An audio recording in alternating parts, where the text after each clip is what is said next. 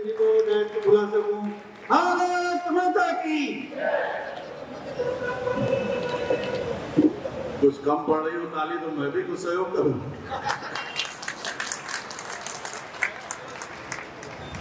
आज हापुड़ विधानसभा क्षेत्र के भारतीय जनता पार्टी के प्रबुद्ध सम्मेलन में मंच पर विराजमान भारतीय जनता पार्टी हापुड़ के अध्यक्ष आदरणीय उमेश राणा जी,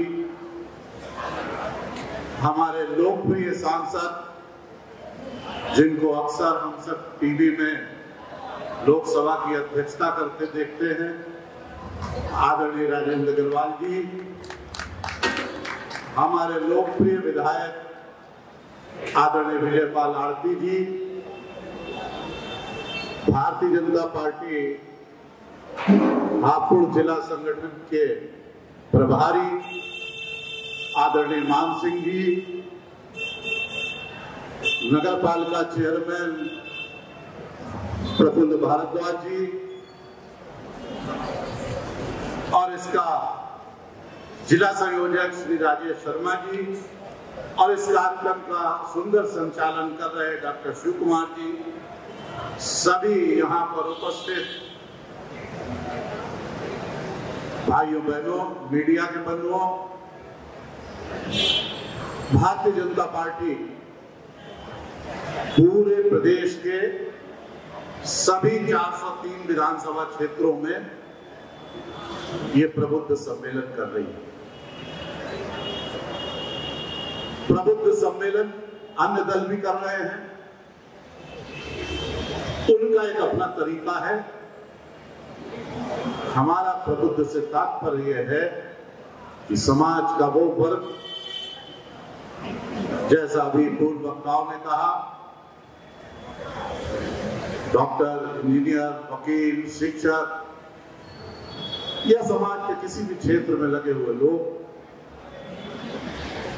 उनसे भारतीय जनता पार्टी के पदाधिकारी एक संवाद स्थापित करें। समाज के गणमान्य व्यक्ति, इनमें अनेक ऐसे हैं जो एक व्यक्ति नहीं, अपने आप में एक संस्था है। आप सब जो यहाँ विराजमान हैं समाज के प्रभावशाली लोग हैं। आपका समाज पर प्रभाव है, लोग आपकी बात को सुनते हैं। अगर कोई वकील है तो दिन भर वो तमाम लोगों से मिलते हैं, डॉक्टर हैं तो तमाम लोगों का इलाज करते हैं, शिक्षक हैं तो वो छात्रों से, अभिभावकों से मिलते हैं। ऐसे तमाम जो हमारे प्रबुद्ध जन हैं, भारतीय जनता पार्टी का ये मानना है कि हम अपनी बात को आप तक पहुंचाएं। और उसमें जैसा आदरणीय राजेंद्र जी ने कहा, आप सब जानते भी मित्रों, 2014 के पहले की स्थिति, 2017 के पहले की स्थिति उत्तर प्रदेश की, 2014 के पहले की स्थिति पूरे देश की और आज की स्थिति, अगर आप स्वयं उसकी तुलना करें तो आपको महसूस होगा कि कितना बड़ा परिवर्तन देश में और प्रदेश में आया है। 2014 के पहले हर जगह बात होती थी दुश्वारियों की, समस्याओं की, ये है, ऐसा है। अगर कहीं भी समाज के लोग इकट्ठा होते किसी निजी कार्यक्रम में, सार्वजनिक कार्यक्रम में, मॉर्निंग वॉक पे, पान की चाय की दुकान पे और चर्चा चलती, तो लोगों का कहना था, अरे भाई कुछ हो नहीं सकता, सब ऐसे ही चलेगा, कोई सुधार नहीं हो सकता है। ऐसे ही था ना। लेकिन इतने वर्षों में परिवर्तन आया कि सब बेहतरी की तरफ हो सकता है। हमारे पास मोदी जी के रूप में दुनिया का सर्वश्रेष्ठ नेतृत्व है। और हम कहते हैं ना कि मोदी है तो मुमकिन है, हर चीज मुमकिन है। मोदी जी ने पूरी दुनिया में भारत का नाम रोशन किया, देश को जो सम्मान दिलाया। मोदी जी से पहले हमारे देश के प्रधानमंत्री दूसरे देशों में जाने के लिए समय मांगते थे, और आज पूरी दुनिया हमारे प्रधानमंत्री को निमंत्रित करती है कि आप आइए। कोरोना काल में दुनिया के तमाम देश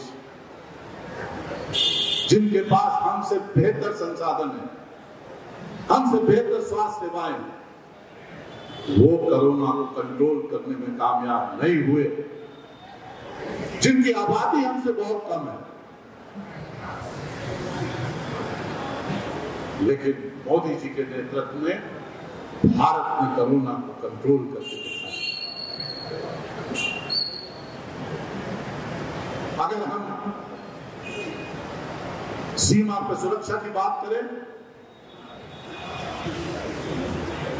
तो दुश्मन के देश के घर में घुस के सर्जिकल स्ट्राइक करें।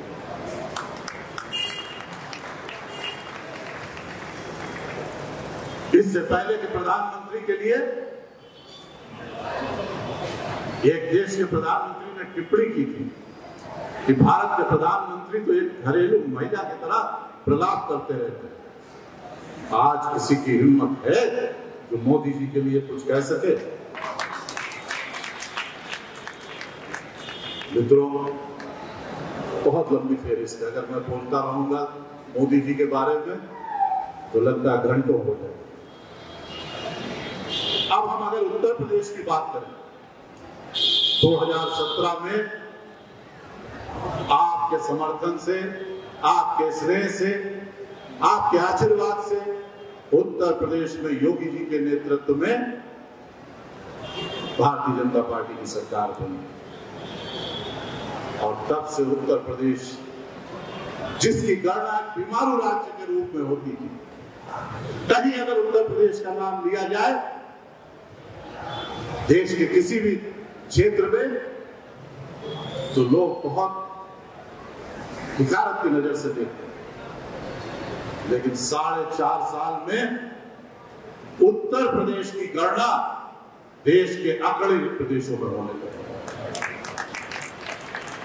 कोरोना की अगर हम बात करें तो जैसे दुनिया के सामने मोदी जी ने मिसाल पेश की, ऐसे अपने भारतवर्ष में जितने भी प्रदेश हैं उनमें सर्वोत्तम प्रबंधन कोरोना का वो उत्तर प्रदेश में योगी जी के नेतृत्व में हुआ। उत्तर प्रदेश की आबादी 23 करोड़ है। इतने बड़े प्रदेश को इतने कम समय में बीमारू राज्य से अग्रणी राज्य में लाना, उत्तर प्रदेश की आबादी 23 करोड़ है। दुनिया में 195 देश हैं, जिनमें 190 देशों की आबादी उत्तर प्रदेश से कम है। केवल 5 देश हैं जिनकी आबादी उत्तर प्रदेश से ज्यादा है। और इतनी बड़ी आबादी के प्रदेश में कोरोना को सीमित करना, आज भी केरल और महाराष्ट्र जैसे प्रदेश कोरोना की आपदा से जूझ रहे हैं। दुनिया के देशों में भारतवर्ष टीकाकरण, तेजी से टीकाकरण कराने वाले देशों में अग्रणी है, और भारत के राज्यों में उत्तर प्रदेश तेजी से टीकाकरण करने वाले राज्यों में अग्रणी है। 8 करोड़ टीके उत्तर प्रदेश में लग चुके हैं।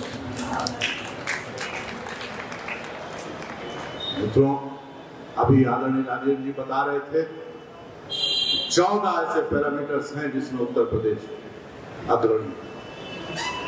केंद्र सरकार की 44 योजनाएं हैं जिनमें उत्तर प्रदेश पूरे देश में नंबर 1 है।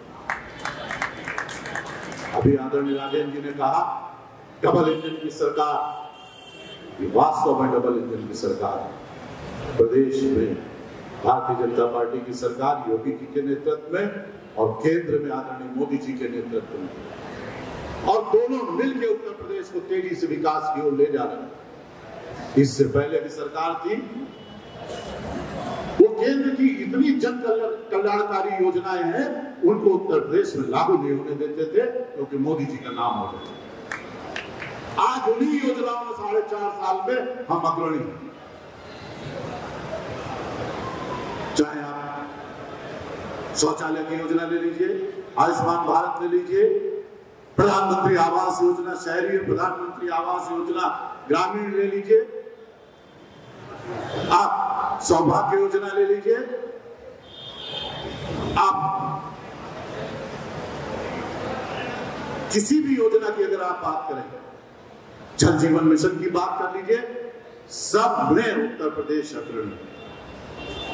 और मित्रों, सबसे बड़ा परिवर्तन जो 4.5 साल में आया है वो कानून व्यवस्था।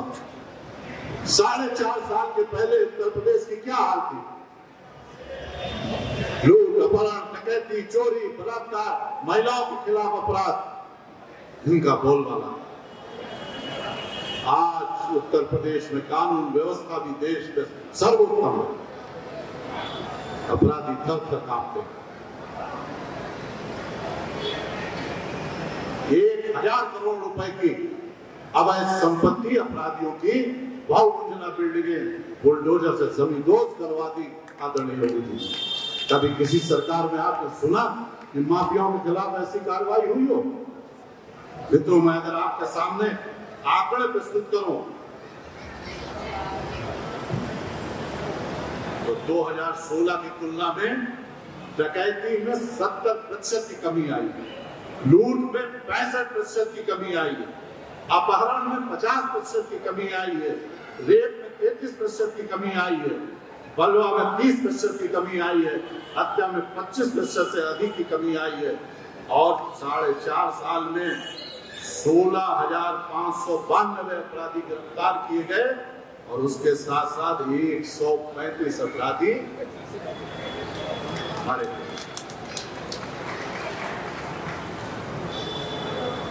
आज जनजीवन सुरक्षित है। संगठित अपराध उत्तर प्रदेश से पूरी तरह उसका सफाया है। एंटी रोमियो स्क्वाड बनाया हमारे मुख्यमंत्री जी ने, और उस एंटी रोमियो स्क्वाड में 10,000 से अधिक छेड़खानी के मामले दर्ज हुए पूरे प्रदेश में और 15,000 शोधों को गिरफ्तार किया गया। आज जो दूसरे राजनीतिक दल हैं, उनमें होड़ लगी है कि उन अपराधियों को अपने उसमें शामिल करें। आज एक वक्तव्य आया एक पार्टी के नेता ने कि हम अपराधियों को शामिल नहीं करेंगे। अभी तक क्या कर रहे थे? और ये कौन कौन अंसारी कहां थे? उसी दल में थे जो स्टेटमेंट दे। मित्रों, स्वास्थ्य के क्षेत्र में देख लें, चिकित्सा के क्षेत्र में देख लें, चिकित्सा शिक्षा के क्षेत्र में देख लें, उत्तर प्रदेश में जब से मेडिकल कॉलेज का इतिहास है, तब से अंग्रेजों के जमाने से अब तक कुल 13, हमारी सरकार आने के पहले कुल 13 गवर्नमेंट मेडिकल कॉलेज बने पूरे उत्तर प्रदेश में। तो 4.5 साल में 33 राजकीय मेडिकल कॉलेज या तो बन गए या निर्माणाधीन। यानी 70 साल में, 80 साल में, 100 साल में 13 और 4.5 साल में 33। आप तुलना करें। हम सब जानते हैं प्रदेश में, देश में डॉक्टरों की भारी कमी है। जो अंतरराष्ट्रीय मानक है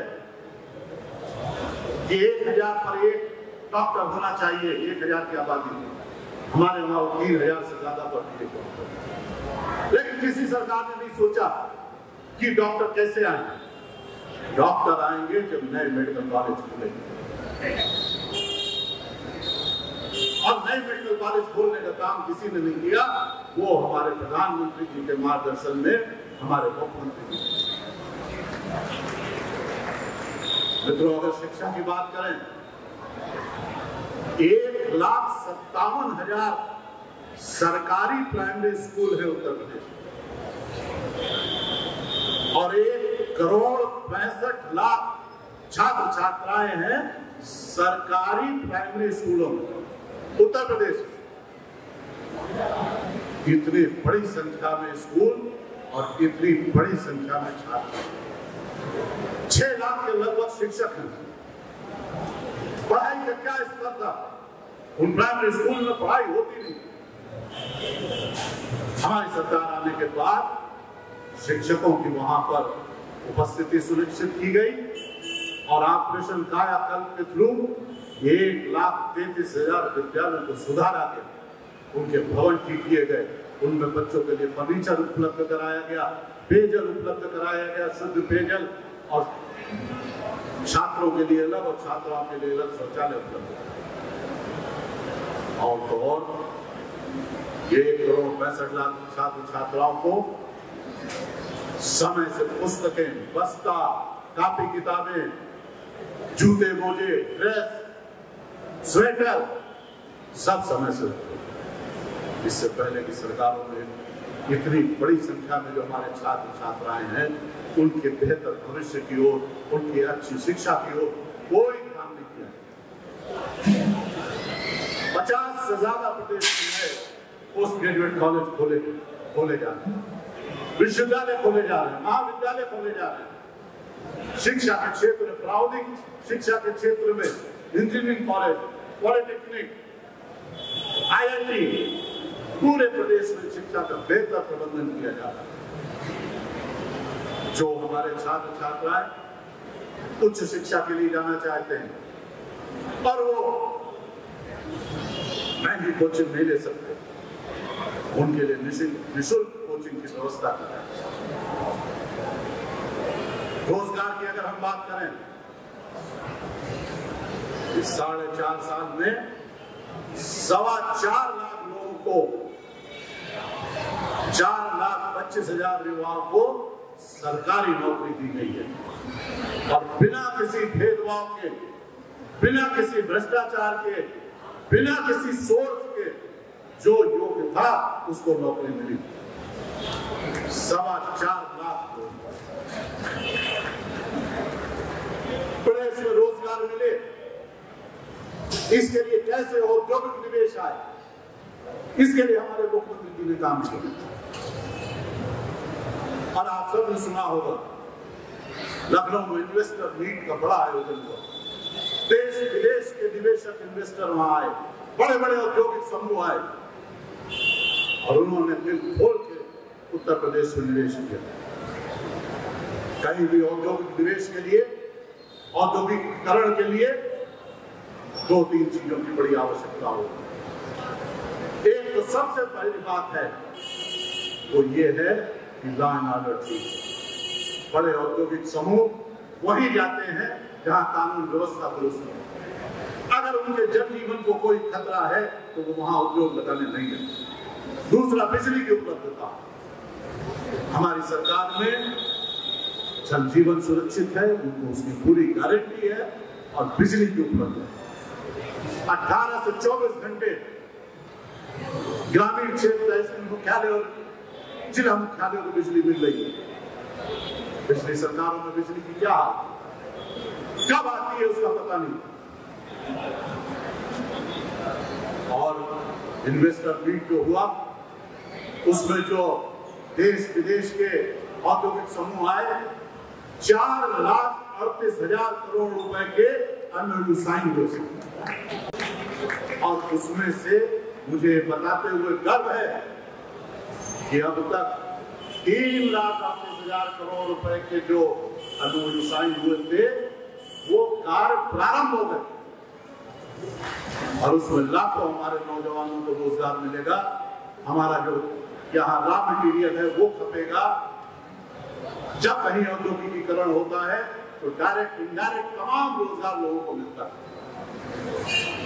हमारे मुख्यमंत्री जी ने एक ODOP योजना प्रस्तुत की, 1 डिस्ट्रिक्ट 1 प्रोडक्ट, एक जिला एक उत्पाद। हर जिला ऐसा है जहां कोई ना कोई विशेषता। मुरादाबाद में पीतल का काम है, भदोही में कारपेट का काम है, सीतापुर में दरी का काम है, ऐसे पूरे प्रदेश में अलीगढ़ में ताले और डोर फिटिंग का काम है। पूरे प्रदेश में हर जिले में उसको कैसे प्रोत्साहन दिया जाए, उनकी जो जो समस्याएं हैं उनको दूर करने का पूरा मैकेनिज्म बनाया गया। उनको अगर पूंजी चाहिए तो पूंजी उपलब्ध कराई गई, उनको मार्केट चाहिए तो मार्केट उपलब्ध कराया गया, उनको सारी जानकारी, सारे संसाधन उपलब्ध कराए गए और इस 4.5 साल में इस योजना के फलस्वरूप 25 लाख लोगों को रोजगार मिला। वन डिस्ट्रिक्ट वन प्रोजेक्ट योजना के तहत। मित्रों, प्रदेश में इंफ्रास्ट्रक्चर का जो विकास हुआ, आप सब शुमार करें पहले सड़कों के क्या हाल थे। आज देखिए, मैं दिल्ली से आया हूं, मैंने अपने अध्यक्ष से कहा कि मुझे 2 घंटे लगेंगे, इन्होंने नहीं 1.5 घंटे लगेंगे और मैं 1.25 घंटे में आ गया। उत्तर प्रदेश में सड़कों का जाल बिछा दिया गया और बेहतरीन क्वालिटी की सड़क और एक्सप्रेस वे में उत्तर प्रदेश विदेशों का मुकाबला कर रहा है। 342 किलोमीटर का पूर्वांचल एक्सप्रेस वे बन के तैयार है। संभवतः इसी महीने आदरणीय मुख्यमंत्री जी उसका लोकार्पण करेंगे। वो लखनऊ से लेकर बलिया बिहार बॉर्डर पर और उसके संग 2 लिंक एक्सप्रेस वे, एक गोरखपुर तक 80 किलोमीटर और एक 80 kilometre Varanasi. Bundelkhand express way 300 kilometre का बन रहा है, 1 साल के अंदर बन के तैयार हो जाएगा। और भारतवर्ष का सबसे बड़ा एक्सप्रेस वे 600 किलोमीटर का, 650 किलोमीटर का मेरठ प्रयाग बन रहा है। उसके लिए भूमि अधिग्रहण लगभग पूर्ण हो गया है, निर्माण कार्य शुरू होने वाला है। हापुड़ से वो तो दिल्ली मेरठ तो बना ही हुआ, उससे कनेक्ट हो जाए। और इसके बाद ये सारे एक्सप्रेसवे एक दूसरे से कनेक्ट है। प्रदेश में कहीं से कोई प्रवेश करता है या प्रदेश वासियों को कहीं से कहीं जाना है तो 3, 4, 5 घंटे में पहुंच जाएगा। ये विकास है। दुनिया के सबसे बड़े हवाई अड्डों में एक जेवर एयरपोर्ट बन रहा है। हिंदुस्तान का सबसे बड़ा एयरपोर्ट होगा जेवर और दुनिया में शायद 5वें 6ठे नंबर का एयरपोर्ट होगा जेवर। सब होने के बाद उत्तर प्रदेश जो प्रगति हो रही है और जो इस मुकाम पे पहुंचेगी, आप देखिएगा आने वाले वर्षों। आज पर्यटन एक बहुत बड़ा उद्योग है। दुनिया में जितनी इंडस्ट्रीज है उसमें टूरिज्म एक बहुत बड़ी इंडस्ट्री, लोगों को पता नहीं पड़ता। जहां पर्यटक आता है वो पूरा क्षेत्र, आसपास के जिले, उनकी आर्थिक उन्नति हो जाती है। पर्यटक आता है तो कहीं होटल में ठहरेगा, गेस्ट हाउस में ठहरेगा, जहां ठहरेगा उसके माने ये नहीं है कि होटल मालिक का फायदा। उस इंडस्ट्री से कितने लोग लगे हुए हैं, कितने वहां काम कर रहे हैं। कोई सब्जी सप्लाई कर रहा है, कोई चादरें सप्लाई कर रहा है, कोई राशन सप्लाई कर रहा है। अगर पर्यटक आता है तो वो गाड़ी करता है, वो अपनी पॉकेट के हिसाब से बड़ी गाड़ी, छोटी गाड़ी, ई रिक्शा, टेम्पो, कुछ ना कुछ करता है। वो उद्योग चलता है, उसमें लगे हुए हमारे बंधु, उनका लाभ होता है। वो आता है तो कहीं भोजन करेगा तो रेस्टोरेंट, ढाबे, चाय के होटल, वो सब चलते हैं। पर्यटक आता है तो उस शहर से कुछ खरीदारी करता है। लेकिन पर्यटक कहाँ आता है, उसके लिए आकर्षण की स्थान चाहिए। प्रकृति ने उत्तर प्रदेश को उन आकर्षण के स्थानों से मालामाल किया है। उत्तर प्रदेश में स्थान, इतने हमारे पुरातत्व महत्व के स्थान, इतने हमारे धार्मिक महत्व के स्थान, उसके साथ साथ पुनः मैं दोहराता हूं कि कानून व्यवस्था दुरुस्त होनी चाहिए। यहाँ जितने हम आप बैठे हैं, अगर हमें कहीं पर्यटन के लिए जाना है, चाहे पर्यटन के लिए जाना है, धार्मिक पर्यटन के लिए जाना है, क्या हम वहां जाएंगे अगर हमें पता लग जाए कि वहां तो कानून व्यवस्था बहुत खराब है? भैया कोई भरोसा नहीं कर क्या हो जाए, तो कहते हैं कहीं चले जाओ, वहां नहीं जाओ। उसके बाद स्वच्छता हो, अगर कहीं गंदगी है वहां आदमी नहीं जाता, अगर कोई गया है वो लौट के आएगा, कहेगा भैया वहां तो बहुत गंदगी, मत जाना, कहीं चले जाना, वहां नहीं जाना। आज उत्तर प्रदेश, पूरा उत्तर प्रदेश खुले में शौच मुक्त है, ODF है। अब हम ODF प्लस की ओर जा रहे हैं। स्वच्छता रैंकिंग में उत्तर प्रदेश देश के अग्रणी राज्यों में है। 2015 में जो 22 में 24वें नंबर पर था, वो आज 7 में 6ठे नंबर पर है, और हम आने वाले वर्षों में 1 नंबर पर आएंगे। धार्मिक पर्यटन के लिए कितने हमारे महानगर हैं जिनका कायाकल्प हो गया। आप प्रयागराज जो लोग गए हो उन्होंने देखा हो, पिछले कुंभ में जो व्यवस्थाएं थी, दुनिया के तमाम देशों ने अपने डेलीगेशन भेजे कि देख के आओ कि उत्तर प्रदेश सरकार ने इतनी भारी संख्या में आने वाले लोगों की व्यवस्थाएं कैसे। 25 करोड़ लोगों ने पूरे कुंभ के दौरान संगम में स्नान किया। वही 25 करोड़ में जो आबादी बता रहा था उत्तर प्रदेश की, कि दुनिया के 190 देशों में 195 देशों में 190 देशों की आबादी उससे कम है, यानी 190 देशों की तो 25 करोड़ आबादी नहीं है जितने वहां स्नान करते हैं। और कोई घटना दुर्घटना नहीं, इतनी सुंदर व्यवस्था, संगम पर इतना निर्मल जल, इतनी सफाई, ऐसी इसकी मॉनिटरिंग। हमारे मुख्यमंत्री आदरणीय योगी आदित्यनाथ जी कम से कम उसकी तैयारी के लिए लखनऊ से प्रयाग 150 बार गए होंगे। कुंभ की तैयारी इससे पहले कुंभ हुआ था, दूसरी सरकार थी, कहते हैं मॉरिशस के प्रधानमंत्री आए थे और उनको गंगा स्नान को वहां संगम में स्नान करना था। जो राष्ट्राध्यक्ष आते हैं उनका मिनट प्रोग्राम आता है, इतने बजे वो यहाँ प्रवेश करेंगे, इतने बजे यहाँ जाएंगे, वहां जाएंगे। उसमें लिखा हुआ था कि वो वहां संगम में स्नान करेंगे, उनके लिए सारी व्यवस्था की गई। वो गए वहां पर, लेकिन उन्होंने जो जल की हालत देखी तो उन्होंने हाथ जोड़ दिए, स्नान किया, वापस चले गए। वही मॉरिशस के प्रधानमंत्री कहते इस बार आए और उनको पुराना अनुभव था, तो उनके कार्यक्रम में लिख के नहीं आया कि वहां स्नान करेंगे, लेकिन उन्होंने कहा चलो स्नान नहीं करेंगे, संगम तट पर जाके गंगा मैया को, यमुना मैया को प्रणाम कराए। जब वहां गए और उन्होंने देखा उसका निर्मल जल, तो वो अपने आप को रोक न सके, बिना कार्यक्रम के उन्होंने स्नान किया। ये हमारे कुंभ की योगी आदित्यनाथ जी द्वारा की गई व्यवस्था है। अब पूरा प्रयाग चमक गया। हर बार टेम्परेरी व्यवस्थाएं होती थी, इस बार योगी जी ने परमानेंट व्यवस्थाएं कराई। पुल बनवाए, सड़कें बनवाई, चौराहे डेवलप किए, सीवरेज और पानी की व्यवस्थाएं की, बिजली की व्यवस्था की, सारी व्यवस्थाएं परमानेंट नेचर की। पूरा प्रयाग। काशी आप देखिए, आप सब काशी विश्वनाथ मंदिर पहले भी गए होंगे, कैसे गलियों में जाके कहीं खड़े होने की जगह नहीं, और आज आप जाके देखिए, मुश्किल से 2-4 महीने और लगेंगे तो पूरा होने वाला है।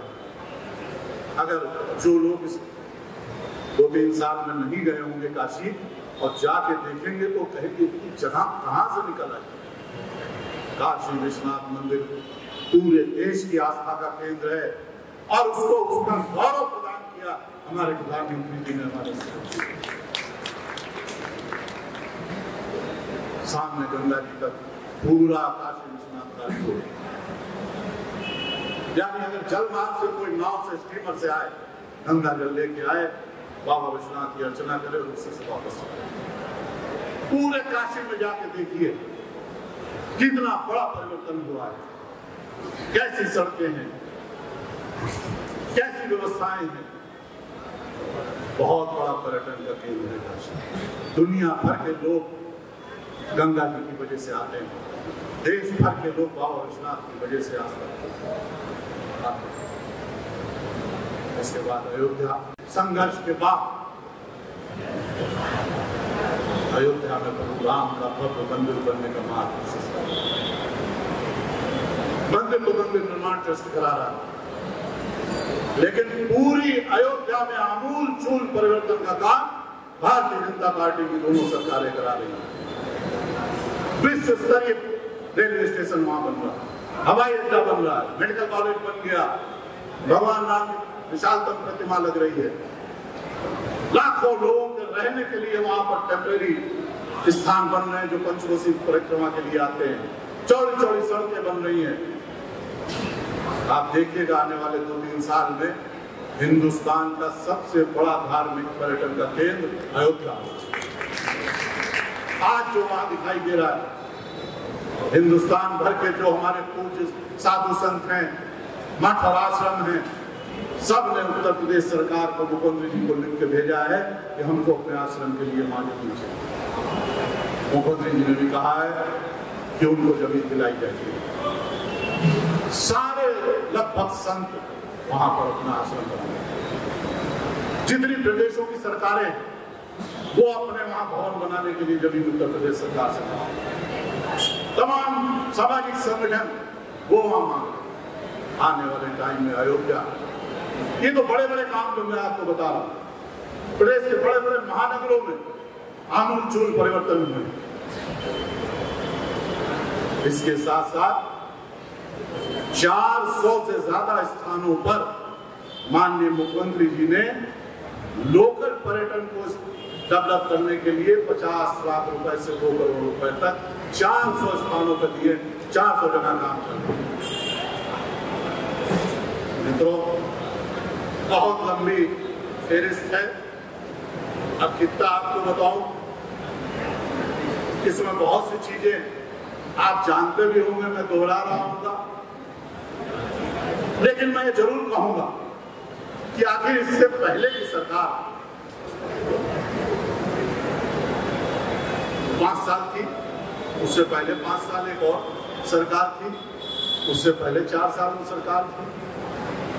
मैं उनसे पूछना चाहता हूं उन्होंने क्या किया।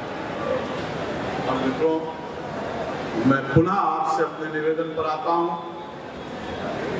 आप सब समाज के प्रतिष्ठित लोग हैं, गणमान्य लोग हैं, एक एक व्यक्ति का सैकड़ों हजारों लोगों पर असर है। आप सब इन बातों को समझें और उत्तर प्रदेश प्रगति की राह पर इतनी तेजी से चलता रहे, उसके लिए आवश्यक है योगी आदित्यनाथ जी जैसा नेतृत्व हो, भारतीय जनता पार्टी की सरकार हो। ये हमारा सौभाग्य है कि हमको ऐसा नेतृत्व मिला। हाँ, मोदी जी, यहाँ योगी, मैं उनका सहयोगी हूँ, उनकी सरकार का एक अंग। मित्रों, परिश्रम की पराकाष्ठा है उनकी। सवेरे 4:30 बजे सो के उठते हैं, 1-2 घंटे में वो अपने नित्य कर्म पूजा पाठ योग करके 6:30-7 से वो अपना काम शुरू करते। 12 बजे रात तक एक ही चिंता, कैसे जन समस्याएं दूर हों, कैसे जनहित के कार्य हों, कैसे प्रदेश को तेजी से विकास की ओर ले जाए। कोरोना काल में उनके अपने पिता का स्वर्गवास हो, लेकिन जिम्मेदारी का एहसास देखिए वो वहां नहीं गए, क्योंकि प्रदेश कोरोना से पीड़ित था। क्या ऐसा मुख्यमंत्री मिलेगा? मैं आप सबसे पूछता हूं, ऐसा मुख्यमंत्री मिलेगा? मित्रों, ऐसा हमारे पास नेतृत्व है, हमारे पास ऐसे नेतृत्व के नेतृत्व में चलने वाली सरकार है, डबल इंजन की सरकार, जो केंद्र और प्रदेश कदम से कदम मिलाकर आगे चलने वाली सरकार। इस सरकार को आगे उत्तर प्रदेश को और विकास की ओर ले जाने का दायित्व जनता को पुनः देना है। मैं आप सबसे यही निवेदन करके अपनी बात समाप्त करता हूं कि आप सब हमारी बात को समाज में हर जगह पहुंचाएंगे और आने वाले समय में पुनः प्रदेश को, उत्तर प्रदेश को अग्रणी प्रदेश बनाने का प्रयास करने वाली सरकार फिर से आएगी। मैं इसी आशा और विश्वास के साथ आप सब ने मुझे इतनी देर धैर्यपूर्वक सुना, इसके लिए बहुत बहुत आभार व्यक्त करता हूँ। धन्यवाद। हर छोटे बड़े अपडेट के लिए सब्सक्राइब करें हापुड़ हलचल को और बेल आइकन दबाना ना भूलें।